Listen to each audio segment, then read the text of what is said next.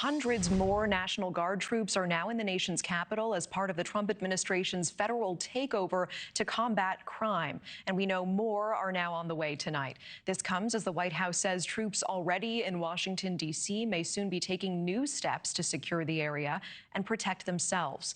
NewsNation correspondent Libbey Dean live at the White House with the latest on this. Libby. Good evening, Natasha. White House officials tell me tonight that National Guard troops patrolling here in our nation's capital may soon start carrying weapons. This is a major shift after officials previously said the troops would not be armed on the streets of D.C., but would instead have access to their weapons on base. Now, the crime crackdown, though, not only adding weapons, but also more boots on the ground from a neighboring state, actually. West Virginia announcing today it's sending roughly 300 to 400 troops to the Capitol to help the president in his fight against crime here. Now, the Department of Defense actually explaining the increase in force to NewsNation, saying, quote, the Secretary of Defense is authorized to mobilize additional National Guard forces as needed in coordination with state governors who may be asked to augment this mission. Let's take a listen here.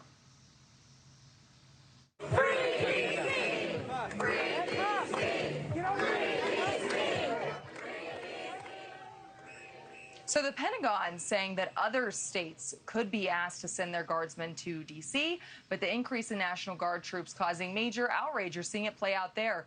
Dozens of anti-Trump protesters surrounding troops at the National Mall, yelling in officers' faces, telling them to leave. Now, these protesters chanting "Free D.C." They're unhappy, of course, with the federalization of D.C. and, of course, also this show of force in our nation's capital, specifically the National Guard recently being brought in. And they've been really protesting across the city. We even saw it play out today here at the White House this afternoon. Protesters just outside the White House North Lawn making their voices heard. Now, this also comes after the Department of Justice actually rolled back its plan to effectively take over the D.C. Police Department. And the Trump administration is now agreeing to rewrite the Attorney General Pam Bondi's executive order. That executive order was putting the DEA Administrator Terry Cole in charge of the NPD, the Metropolitan Police Department. Now, for now, the head of D.C. Police actually will stay in her post, and Cole will instead have to make specific requests of her agency. Now, it comes after D.C.'s Attorney General actually sued the Trump administration, arguing that the scope of the Attorney General's executive order broke federal laws. Then we saw the judge actually agree with the prosecution, going on to ask both sides to work this out. Bondi then walked back that part of her executive order, and D.C. officials quickly were chalking this up to a win. Let's take a listen to them. In all cases, those services must be requested to the mayor to be provided by the chief of police, not a hostile takeover of our police. And if it means standing up to the president, standing up to the attorney general to ensure that the laws of our country are followed, we will do that. But Pam Bondi is also demanding for D.C.'s mayor, Muriel Bowser, and the NPD to assist federal officers' immigration enforcement in the Capitol that we've seen play out over the last week.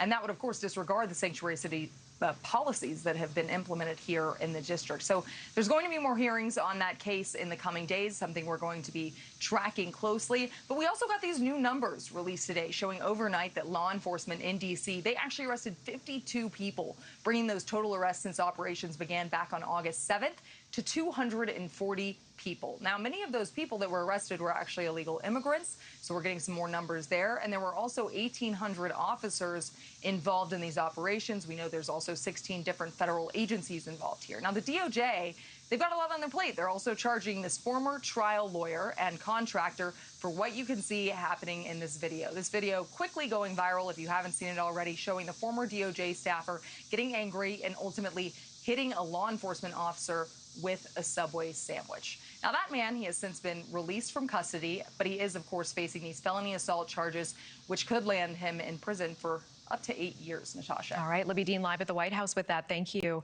Thank you for watching. Subscribe below and download our NewsNation app right now on your phone, and you will get fact-based, unbiased news for all Americans.